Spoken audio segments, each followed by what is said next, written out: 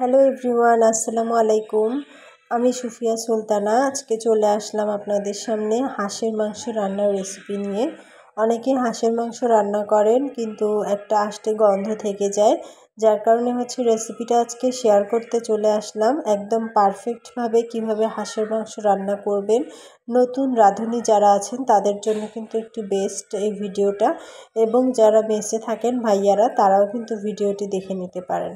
তো প্রথমে তেল গরম করে সেখানে পেঁয়াজ দিয়ে দেওয়া হলো। এখন পেঁয়াজটা সুন্দর করে ভাজা হবে। ভাজার পরে ধীরে ধীরে সবগুলো মশলা দেওয়া হবে। তো আপনারা ভিডিওটা দেখতেই থাকুন, অবশ্যই পুরো রেসিপিটা পেয়ে যাবেন ইনশাল্লাহ।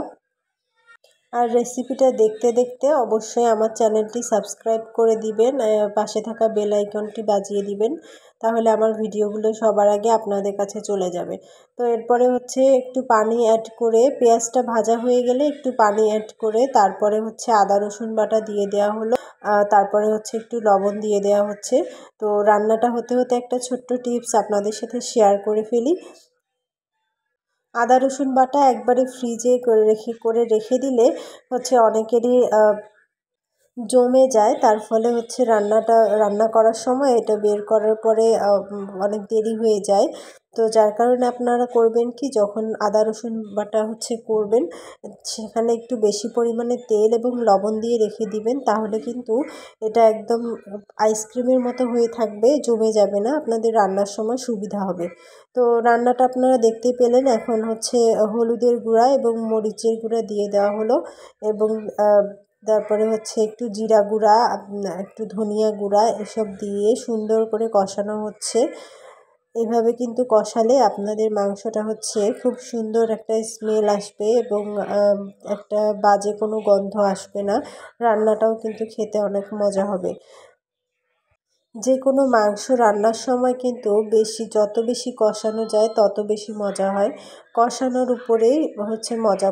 মশলা যত বেশি কষানো যায় তত বেশি মজা হয়ে থাকে। এটা এই টিপসটা অনেকেই জানেন, আবার যারা নতুন রাঁধুনি আছেন তারা জানেন না, তাদের জন্যই কিন্তু এই ছোট ছোট টিপসগুলো শেয়ার করে ফেললাম। আগেই বলে রাখি, রান্নাটা কিন্তু আমি করছি না, এই রান্নাটা করছে আমার শাশুড়ি মা। আমার শাশুড়ি এই সব রান্নায় একদম খুবই পারদর্শী। আমিও রান্না করতে পারি, কিন্তু আমার শাশুড়ির রান্না আমার কাছে খুব বেশি মজা লাগে। তাই যে কোনো মাংস রান্না হলে বা ভালো কোনো কিছু রান্না হলে আমার শাশুড়িকে আমি দিয়ে দিই যে আপনি রান্না করেন। আমি সব কিছু রেডি করে দিই, আর আমার শাশুড়ি মা রান্না করে। তা আপনারা দেখতেই পাচ্ছেন কত সুন্দর কষিয়ে কষিয়ে কিন্তু রান্না করছে। তো মাংসটা যত বেশি কষানো যায় তত বেশি মজা হয়ে থাকে। মজাদার রান্না খেতে হলে একটু সময় নিয়ে, ধৈর্য নিয়ে তবেই রান্না করা উচিত, তাহলেই কিন্তু রান্নাটা মজা হয়ে থাকে। তো মশলাটা, এই ছোট মশলাগুলো কিন্তু পেঁয়াজের সাথে দিলে ভালো হতো, তো আমার শাশুড়ি ভুলে গিয়েছে, যার কারণে এটা পরে অ্যাড করেছে। পরে অ্যাড করলেও সমস্যা নেই, কিন্তু আগে দেওয়াটাই ভালো, স্মেলটা সুন্দর আসে। মানে তেলে ভাজা হলে স্মেলটা খুব বেশি সুন্দর আসে। গোটা কয়েকটা মশলা দিয়ে দিল, এগুলো কমন মশলা সবাই জানেন, তেজপাতা, তারপরে দারুচিনি, এইসব আর কি। এরপরে যে মাংসের মশলাগুলো কষানো হয়ে গেলে এরপরে যে হাঁসের মাংসটা দিয়ে দিচ্ছে আমার শাশুড়ি মা। তো হাঁসের মাংসটা দিয়ে এখন বেশ কিছুক্ষণ কষানো হবে। কষানোর পরে পানি দিয়ে দেওয়া হবে। তো আপনাদেরকে আগেই বলেছি যে যত বেশি কষানো যায় এটা তত বেশি মজা হয়। তো এই তো মাংসগুলো দিয়ে দিচ্ছে, আপনারা দেখতে থাকুন রান্নাটা। একদম A to Z যদি আপনারা দেখতে থাকেন তাহলে কিন্তু তবেই আপনারা সুন্দরভাবে রান্না করতে পারবেন। রান্নার সময় যদি এই ভিডিওটা আপনারা দেখে দেখে রান্না করেন তাহলে কিন্তু মজা হবে। তো আপনাদের শেয়ার করে আপনাদের টাইমলাইনে এটা রেখে দিতে পারেন। অনেক মজাদার একটা রান্না। এই তো আমার শাশুড়ি মাংসগুলো দিয়ে সুন্দর করে কষাচ্ছে। এভাবে আপনারা সেম প্রসেসে এভাবেই কষাতে থাকবেন, তাহলেই কিন্তু আপনাদের মাংসটা মজা হবে।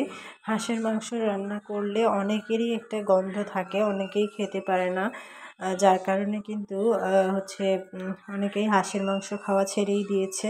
তো আপনারা কিন্তু এই প্রসেসে রান্না করতে পারেন। আর অবশ্যই হাঁসটা পরিষ্কার করতে হবে সুন্দর মতো। হাঁসে কোনো প্রকার যেন হচ্ছে কোনো রকম মানে পোড়াটা যেন খুব সুন্দর হয়, সেভাবেই রান্না করতে হবে। তো দেখেন আমার শাশুড়ি কিন্তু কোনো প্রকার পানি ইউজ করেনি। হাঁসে যে তেলগুলো আছে সেগুলো কিন্তু উপরে উঠে এসেছে। তো হাঁসের তেলটা দিয়ে কিন্তু অনেকটা রান্না হয়ে যাবে, এখানে এক্সট্রা পানি ইউজ করার প্রয়োজন হয় না। পরে হচ্ছে পানি ইউজ করা হবে, অনেকক্ষণ কষানোর পরেই তারপরে হচ্ছে পানি ইউজ করতে হবে, কারণ অনেক বেশি তেল উঠে আসে উপরে। আপনারা দেখতেই পাচ্ছেন কত সুন্দর করে রান্না করা হচ্ছে আর কত সুন্দর একটা কালার চলে এসেছে দেখেন কষাতে কষাতে। তো যখন কষানো হয়ে যাবে তারপরে হচ্ছে এখানে পানি অ্যাড করা হবে। তো এখানে হচ্ছে এই তো পানি অ্যাড করার আগেই হচ্ছে আলু দিয়ে দেওয়া হলো। আপনারা আলু না দিলে না দিতে পারেন, কিন্তু মাংসের সাথে আলুটা আমার কাছে বেস্ট মনে হয়। আর আমাদের বাড়ির সবাই হচ্ছে মাংসের সাথে আলুটা পছন্দ করে, যার কারণে কিন্তু আমরা আলুটা ইউজ করেছি। শুধু আমরা না, অনেকেই হচ্ছে আলুটা পছন্দ করে। মাংসের সাথে যে কোনো মাংসের সাথে আলুটা হচ্ছে অনেকেরই পছন্দ। তো আলুটা দিয়ে আবার হচ্ছে ঢেকে দেওয়া হলো। এরপরে হচ্ছে টমেটো ইউজ করলো। টমেটো দিলে কিন্তু একটু এক্সট্রা লেভেলের মজা হয়, মানে ঝোলটা অনেক বেশি গাঢ় হয়, যার কারণে খেতে কিন্তু অনেক বেশি মজা হয়ে যায়। তো আপনারা টমেটো ইউজ করার চেষ্টা করবেন। আর যদি টমেটো না থাকে তাহলে অসুবিধা নেই, একটু পেঁয়াজ বাড়িয়ে দিবেন অথবা একটু বাদাম বাটাও দিতে পারেন। বাদাম বাটা দিলেও কিন্তু ঝোলটা অনেক ঘন হয়, যার কারণে কিন্তু খেতে অনেক বেশি ভালো লাগে এটা। তো আপনারা সেম প্রসেসে রান্না করতে পারবেন, অনেক মজা হবে। আলু টমেটো এসব হচ্ছে আপনাদের মানে আপনারা দিলেও দিতে পারেন, না দিলেও দিতে পারেন। তো দেখেন এখন পর্যন্ত কিন্তু পানি ইউজ করা হয়নি, তারপরে কত তেল উঠে আসছে। এখন পর্যন্ত এটা হচ্ছে কষানোই হচ্ছে। তো একদম শেষের দিকে হচ্ছে একটু পানি দিয়ে একটু জাল করে নিয়ে হচ্ছে নামিয়ে নিলেই কিন্তু হয়ে যাবে। তো আপনাদের হচ্ছে ভিডিওটা কেমন লাগলো সেটা অবশ্যই কমেন্ট বক্সে জানাবেন, এবং আরও আমার কাছে ভিডিও পেতে চান কিনা, বা আরও কোনো রেসিপি যদি আপনাদের চাচ্ছেন, বা কোনো রেসিপি যদি আপনাদের জানার থাকে তাহলে অবশ্যই কমেন্ট করে জানাবেন। সবাই ভালো থাকবেন। আল্লাহ হাফেজ।